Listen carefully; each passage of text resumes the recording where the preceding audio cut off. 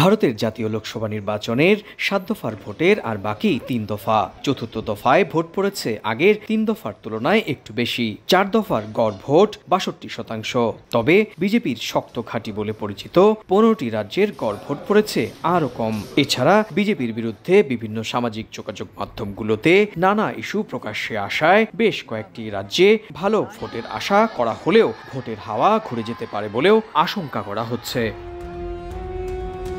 কর্ণাটকের জোটের শরিক জেডিএস সাংসদ প্রাজ্জ্বল রাভান্নারের যৌন কেলেঙ্কারির তথ্য ফাঁস হওয়া যেমন রাজ্যটিতে ভোট হারানোর ভয়, তেমন পশ্চিমবঙ্গের বসিরহাটের সন্দেশখালীর নারী নির্যাতন ইস্যুতেও স্থানীয় কয়েকজন বিজেপি নেতানেত্রীর ভিডিও ভাইরাল হতেও মমতার বাংলায় ধাক্কা খেতে পারে গেরুয়া শিবির।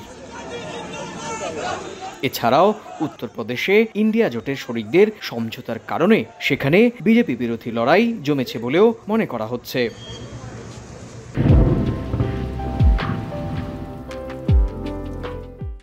সব মিলিয়ে পাল্টে গেছে ভোটের হিসেব নিকেশ। নির্বাচন শুরুর আগেই যেভাবে মনে করা হচ্ছিল নরেন্দ্র মোদীর সরকার বিপুল সংখ্যাগরিষ্ঠতা নিয়ে ক্ষমতায় ফিরবে, তবে সেই আত্মবিশ্বাস ভোটারের সংখ্যা দেখে কমছে খোদ বিজেপি নেতৃত্বেরও। আশঙ্কার মেঘ দেখা যাচ্ছে বিশ্লেষকদের বিশ্লেষণেও।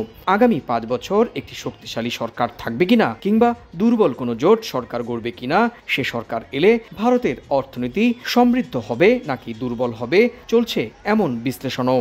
বিশ্লেষকদের আভাস মোদি ফিরলেও বিজেপির আসন কমবে। আর এর আঁচ লেগেছে শেয়ার বাজারেও। শুরু হয়েছে চরম অস্থিরতা।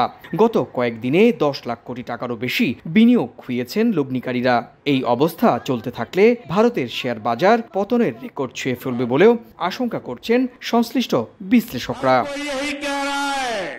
4 দফার ভোটের মধ্য দিয়ে বিজেপির 400 আসনের টার্গেট পূরণ হয়েছে বলে দাবি করছেন খোদ প্রধানমন্ত্রী নরেন্দ্র মোদী। তবে পাল্টা জবাব দিয়েছেন মমতাও। বলেছেন মোদীর দল বা ইন্ডিয়া জোটের চেয়েও কম আসন পাবে। তার আরও দাবি বিজেপি পেতে পারে 190 থেকে 195 আসন আর ইন্ডিয়া জোট 315 আসন।